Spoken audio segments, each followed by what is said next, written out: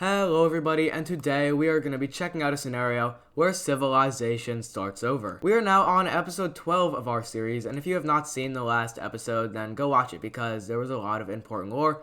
But if you have not seen it, then I'll just put it in a nutshell. We saw a whole bunch of blue team antics occur over here in Indonesia, boosting their economy immensely. We saw the Caspian country make a whole lot of expansion over here in the Russian areas. And all in all, we saw a lot of European expansion as well. If you guys do enjoy today's episode, then please consider liking and subscribing. And this episode is going to be a little bit different because currently I am live streaming this episode. This is going to be with my viewers. They're going to be choosing vaguely like what I do in this episode, so it's like a weird sensation. I'm talking to you guys on Sunday, but I'm also talking to you guys like today on Saturday. It's pretty weird, but yeah, let's get straight into the scenario. So first, we are going to head down here to Indonesia. Now, the blue team has been doing a lot of moving around down here, and it is going to be no different in this event. They are going to push their exploration forces into the south of Borneo, and even make a landing in western Jakarta. Eventually, this gives them justification to encompass the entirety of Sumatra, and even give them the opportunity to expand their colony here in Borneo so they can get more economical access to the areas like here. Because if you remember, Malaysia tried to control the Strait of Malaya, and they were able to do that. But now the blue team controls a also very important strait and also a kind of trade route area where it is a lot less expensive to trade there than it is with Malaysia. But the blue team is going to push a lot of their economy into exploring these Indonesian areas, getting over here very close to Australia. Eventually, the blue team is going to expand their claims, but one of their settling groups is going to get a little bit, not liking what the blue team is doing. Basically, the blue team is forcing these explorers to go out and explore these islands. If you didn't know, naval travel in this time is definitely not the most pleasant. So these guys are going to make one final naval, incursion. And that's going to be over here in northern Australia. These guys are going to despise the blue team, and so does Malaysia. So maybe these guys could work together in a way. But they are going to establish themselves over here in northern Australia, and they are going to create a country. And their capital is going to be right where they landed. And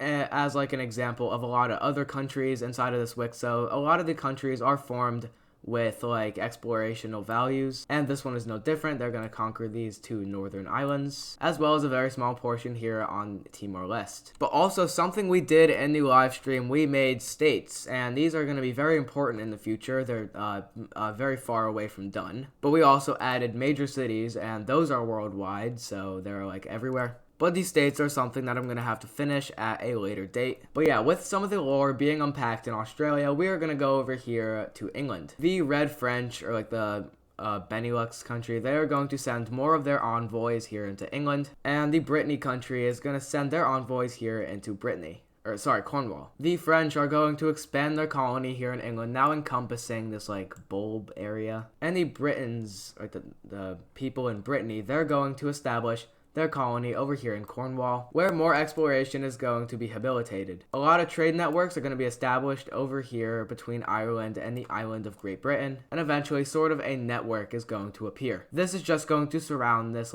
area of water, and this will mainly be used by Britain, or Brittany trade merchants. They establish a number of colonies that they do control. But these colonies are definitely not forever, as the Brittany country is not the most stable. They're even less stable as they start to expand more into the central French areas, more as to not focusing on their Irish areas. And this is going to make the people in Ireland a little bit restless. Oh, that's interesting. That's also interesting. Ireland is going to break away from the Brittany country, and they are going to form Red Ireland. They're going to connect up their country, and eventually they're going to have to establish a jurisdictional capital, which is going to reside, in Dublin. And now we have a new country. The countries that are popping up in this video, they're very red. Ireland is going to habilitate the entire exploration of the island of Ireland, though they are not really that good at expanding upon it. They are really good at something else, and that is trading. Remember, these guys were a trading colony of the Brittany country,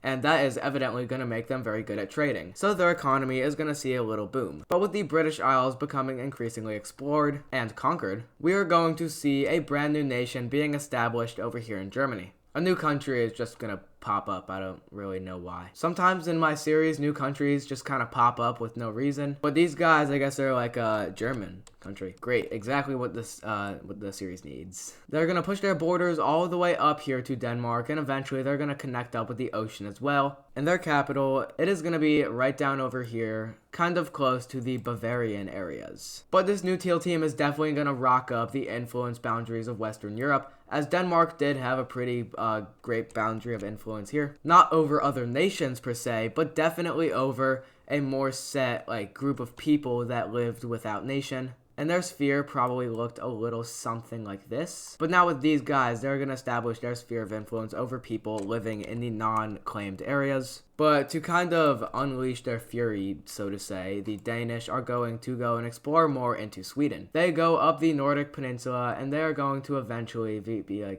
tired. This is a lot of territory, just to put that in perspective. Southern Sweden, that's pretty big. But the Danish are going to be able to expand both of their colonies, being in Oslo and South Sweden. And they're going to make one right here on this island, expanding onto the mainland of Sweden, and eventually it all connects up into a very nice looking coastal Swedish colony. But now we're going to be going back to Russia, and there is a little bit of a controversy that's going to arise, and it's going to arise with the Diamond Alliance formed between the Kazakhs, Turkmenistan country, and the Brown Team. All of these countries have something in common, and they are, well, that they don't like Russia. Also, a name that was developed for Russia, it was Kasprussia, because they started in the Caspian, and now they're in Russia, so it's like Caspian Russia, but I might just refer them to Russia. They are going to do some more expanding, and if you didn't know, this area has a lot of rivers, so their expansion is going to be pretty much everywhere. Some are going to follow some rivers, but then there are also some plains out here that are going to allow them to just expand, and they're going to expand out to this river, and that is to the point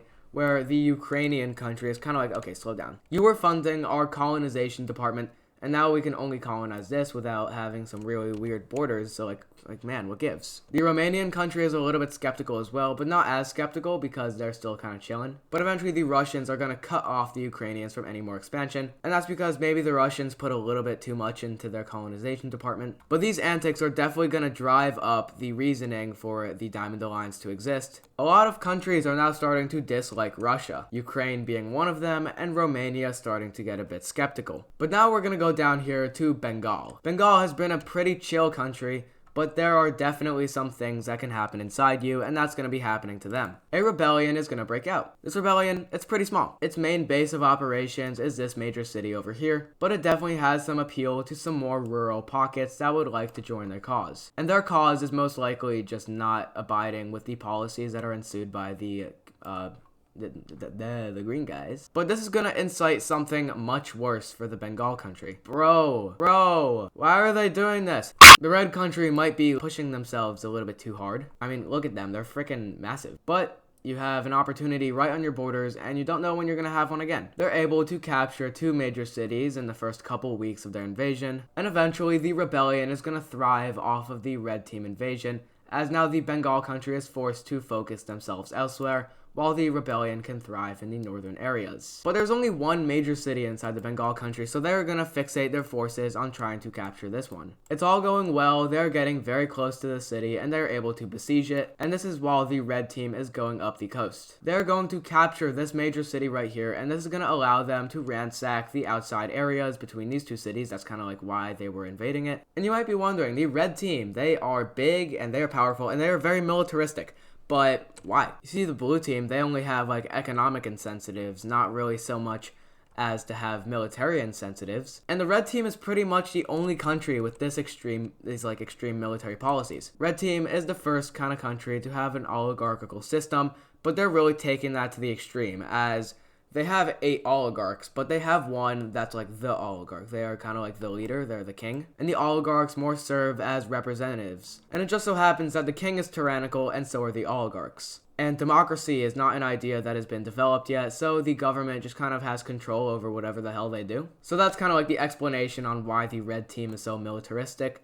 But yeah, the green team is kind of cooked. You know that city that was besieged? Yeah, yeah. And this is going to leave the northern areas here very undefended. So they are going to be able to ransack these areas, now claiming them for their country. And a massive red team offensive is going to prove to be very successful here in the north, linking up with the rebellion. And there's going to be one final blow for the Bengal country. The final nail in the coffin, if you will. A red team spearhead is going to emerge, and the Bengal country knows exactly where this is heading, and it's going to this major city. If they can get to this major city, they can get to the southern front line, and this will be encircled. So Bengal is retracting all of their forces from this area very quickly and moving them to this front line. This front line is going to stall immensely with very small and anti-ambiguous orange team invasions. And this is going to be in the spite of the red team evacuation, the Bengal evacuation. And this is one of the quickest moving of populations that we've seen in my series. But eventually the city is besieged in the north and the south. Red team envoys are sent to besiege it from the west, and then the front lines connect and the city is captured. Any remaining forces and civilians are going to pledge their allegiance to the red team, but Bengal plans to fight till the very end. This is a form of patriotism. The red country cannot be stopped, but we can definitely try. And with their final words being spoken, Orange team troops are going to march into the outskirts of this major city and capture it, along with the capturing of the capital via the red team. The Bengals are no longer on the map. After this peace treaty, they're going to be on the map, but for a moment they are under occupational zones. So now we can take a look at this peace treaty. Also, I do have the states map, and this is what we see our peace treaty looking like. Two very small lines, one way bigger than the other, but the small line is getting less territory, and the big line is getting less territory, but the small line is getting a lot more territory for the Indians. So this is now what we have our map of India looking like, and these guys now need a capital. These guys are going to have their capital right here. Alright, moving away from that, we now have North Bengal and South Bengal. North Bengal being a lot closer to the red team than a lot of other countries. The red team's closest ally at this moment is probably the orange team, since they're kind of like a lone wolf. But now going down over here to Egypt. Egypt has been a very interesting country, and if you look at the top 10 strongest countries over here, you can see that, well, Egypt is number 2. Red team obviously being number 1, but Egypt is the second strongest country in the world. And they haven't really had a chance to project that to the world. The red team, along with the entire world, kind of sees the Egyptians as a little bit weak. And that's because they've never really militarily invaded someone other than like the Mesopotamian invasion. So while Egypt carries out more expansions down here in the Nile, they're going to prove themselves here in the north with Lebanon. Their troops are going to march in from the south, and they actually have a surprisingly hard time. And this is because they're probably backed by a little somebody. But no matter who that somebody is, they are going to have a very difficult time invading into the Lebanese country. Eventually, they're going to reach the outskirts of this major city, and this is going to allow them to push their forces up here to threaten the capital. This major city falls, and the capital is going to be besieged and eventually captured. And this was a strategy kind of used out of desperation by the Egyptians, and this is because after they lose their capital, they have to surrender. And of course, they are going to take territory, which they are happy about. But they didn't take as much territory as they could. And that's because they didn't have, enough war score. That's sort of like a made-up term. And that's like the more cities or the more territory you invade, the more you can actually annex. So people are starting to question if Egypt was correctly assigned the number 2 spot. But going away from Egypt, we are now going to be going over here to Southern Europe. We're actually going to be going over here to Rome, and Rome wants to expand, and Albania wants to expand as well. Well, they both have a southern frontier country that they are able to take territory from. So Rome is going to stage a little bit of an accident down here in the south of Naples. Basically, they're going to say, hey, your troops are firing at our troops, even though that never happened. And eventually their reaction is going to be an invasion of the boot, which goes successfully. Eventually, this is the time when Rome and the Albanians are going to sign a non-aggression pact, and this is going to draw Albania into the war against Greece. Now, this was their plan. This is what they wanted. Albania is now able to move their forces into Greece, and Rome can start to invade the eastern areas of Sicily. They make an invasion here in northern Corsica, but eventually a rebellion is going to occur down here in Sicily. This rebellion is just going to want to break away from the Greeks, since the Greeks are very far away, and their ass is getting beat in a war. So eventually they're going to rebel away, and the Romans are even going to relinquish Corsica to them. And eventually now Rome is able to focus their forces down here in Sicily, in which they're able to capture it. Albanian forces move further into Greece, now starting another offensive. But at this point, Greece is starting to actually dig their head out of the sand. Something interesting is going to happen. Carthage is going to do a little no-no. They're going to make an invasion into Sardinia, and they're going to capture the entire thing. And eventually they invade Corsica as well. Now, hold up. wait a minute. The Romans had control over here, and eventually the Carthaginians have come in and just invaded it. Evidently, they're able to work out a peace negotiation quick enough to where they annex the entirety of Corsica and Sardinia, and this will infuriate the Romans, as now they feel like their territory has been stolen. Eventually, Rome is so angered that they are going to leave the war, and they're going to sign a ceasefire with Greece, in which the terms is that Italy gets this. And eventually, with no more support, the Albanians are forced to make peace. And this war, it was a lot of fighting for a little bit of territory, and the Greeks, they'll be fine. They're even able to strike up a deal with the Brown team, in which they're going to sell this island to them, and they're going to get a lot of money. But we're going to see one final event occurring in this video. We are going to see a revolution taking place inside of the Albanian country. Now, this is mainly a Serbian revolution, and this is from the people from the outskirts, because the Albanians are a relatively urban serving population. And if you look at the major cities, all of the major cities are in the south. So these guys are more like the farmers of the country, and they are rebelling away. This is also going to lead this country, like Macedonia. They are going to invade this area along with a couple other areas just to kind of fix up the border gore. The Albanians are so terrified of a two-front war that they're eventually just going to give them this territory. And now they're able to focus on what's at hand, and that is the collapse of their country. Eventually, the revolution is going to kick off over here in the north, and they're going to lose grasp over a couple areas here in their north, with more revolutionaries now actually appearing on the coast, linking up and cutting the Albanians into two. Eventually, another rebellion that doesn't quite agree with the Serbian rebellion is going to pop up here, and eventually it's just going to take the entire northwestern quadrant of the Albanian nation. And with the Albanian revolutionaries now going over here to the capital, they're going to be forced to make peace. And that peace is going to look a little something like this. Let's start up here over here in the north. We are going to see the Croatians get this territory, the revolutionaries get this territory and this territory. And interestingly enough, we see the Greeks are going to reacquire their territory here in Macedonia and southern Albania.